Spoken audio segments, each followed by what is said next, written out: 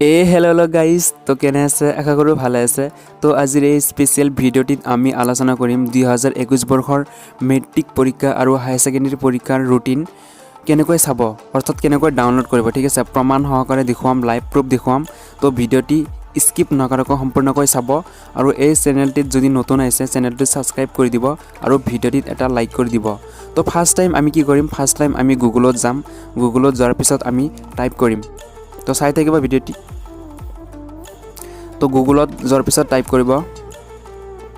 HSLC final exam routine তো মই লিখি আছোঁ অলপ ৱেইট কৰিব ৰুটিন 2021 তো এনেকৈ লিখাৰ পিছত সাৰ্চ কৰিব সাৰ্চ কৰাৰ পিছত তো এনেকুৱা এটা অপশন মানে আহিব তো ইয়াত লিখা আছে কি ফেব্ৰুৱাৰী 15 তাৰিখে মানে মেট্ৰিক পৰীক্ষা হ'ব ঠিক আছে তো চাওক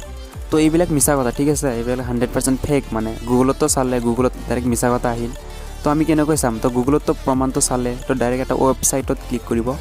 আৰু ডিটেইলছত চোৱাৰ কাৰণে তো চাই থাকিব তো চাওক এইবিলাক সব মিছা কথা ঠিক আছে এইবিলাক নাই তো গুগলত মাৰি চালে মিছা কথা এটো প্ৰমাণ পালে তো কেনেকৈ ডাউনলোড কৰিবা কেনেকৈ চাব তো ভিডিওটো চাই থাকক মই কৈ আছো তো কেদিনমান আগতে এটা নিউজ মানে প্ৰকাশ পাইছিল তো নিউজ মতে আমি যদি পঢ়ো ফেব্ৰুৱাৰীত নহয় মাৰ্চ মাহত হ'ব মেট্ৰিক পৰীক্ষা ঘোষণা সেৱাৰ বিদ্যালয় খোলাৰ পিছত শিক্ষকসকলে পাঠ্যক্ৰম সমাপ্ত কৰাৰ বাবে দিন ৰাতি কাম কৰিব লাগিব বুলি মন্তব্য কৰিছে শিক্ষামন্ত্ৰী ডক্টৰ হিমন্ত বিশ্ব শৰ্মাই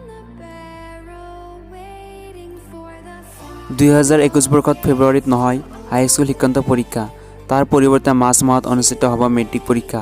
এই ঘোষণা কৰিছে অসম মাধ্যমিক শিক্ষা পৰিষদ অসম চমুকৈ সেৱাই ৰাজ্যত কৰোনা ভাইৰাছে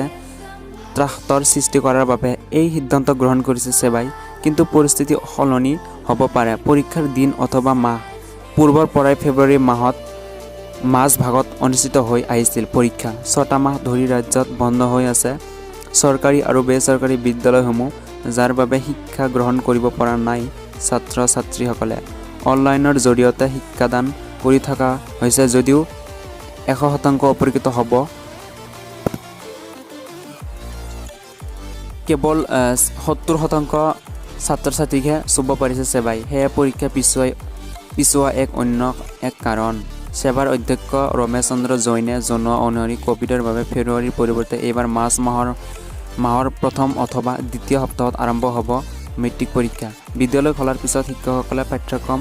সমাপ্ত কৰাৰ বাবে দিন ৰাতি কাম কৰিব লাগিব বুলি মন্তব্য প্ৰকাশ কৰিছে শিক্ষামন্ত্ৰী ডক্টৰ হিমন্ত বিশ্ব শৰ্মাই